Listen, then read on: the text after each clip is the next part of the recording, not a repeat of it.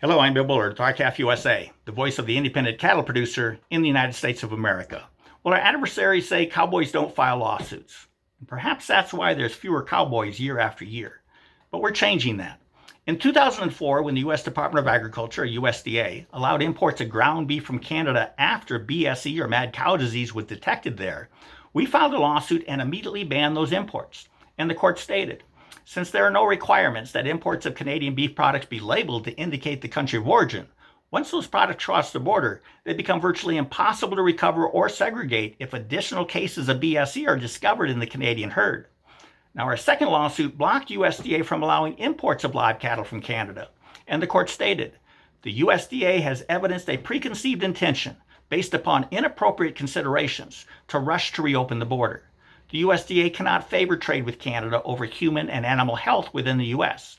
And it was this action that blocked imports of Canadian cattle for more than 2 years, during which time U.S. cow-calf producers received what were then the highest returns per bred cow in history. And after a mad cow litigation, the beef packing lobby filed a lawsuit alleging the mandatory country of origin labeling, or MCOOL law, violated their freedom of speech rights by forcing them to disclose the origins of beef.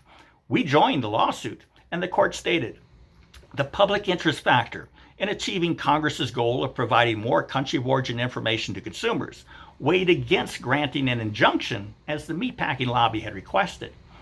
And now the beef packing lobby appealed, but the court rejected their argument, stating MCOOL is justified by the government's historically rooted interest in supporting American manufacturers, farmers, and ranchers as they compete with foreign manufacturers, farmers, and ranchers, and that country of origin labeling, it is widely understood, causes many Americans, for a variety of reasons, to buy a higher percentage of American-made products, which in turn helps American manufacturers, farmers, and ranchers as compared to foreign manufacturers, farmers, and ranchers.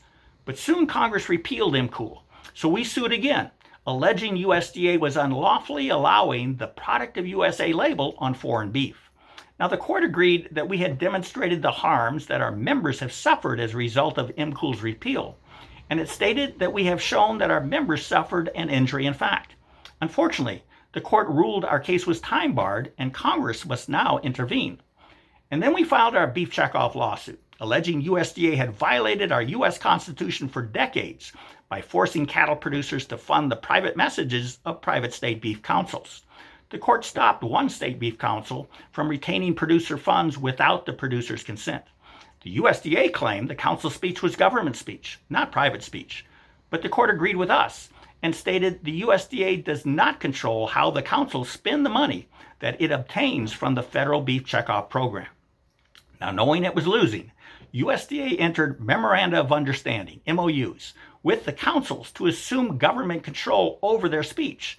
And the court stated, USDA relies exclusively on the MOUs to argue that the constitutional violation identified by this court in its first ruling has now been rectified.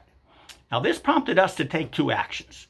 We filed a separate lawsuit alleging USDA unlawfully entered these MOUs without conducting a required rulemaking.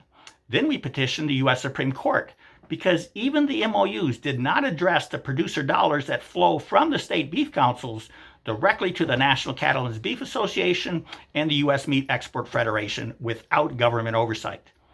And then we discovered USDA's blatantly unlawful mandate to require adult cattle moved interstate to wear radio frequency identification, or RFID, ear tags.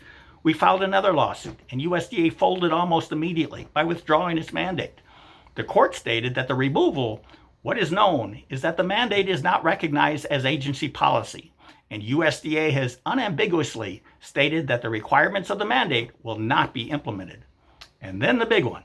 We filed an antitrust lawsuit alleging the four largest beef packers violated antitrust laws, the Packers and Stockyards Act, and the Commodity Exchange Act by unlawfully depressing cattle prices and ruling against the beef packers. The court stated, because RCAF USA now plausibly pled that the four beef packers conspired to suppress the price of fed cattle and drive up the price of beef in order to realize sky-high margins, the court will deny the beef packers' joint motion to dismiss. Now, these court cases demonstrate why RCAF USA has earned the reputation of fighting aggressively and effectively on behalf of its member cattle producers. Please go to r-cafusa.com to learn more. Thank you and have a productive week. Goodbye.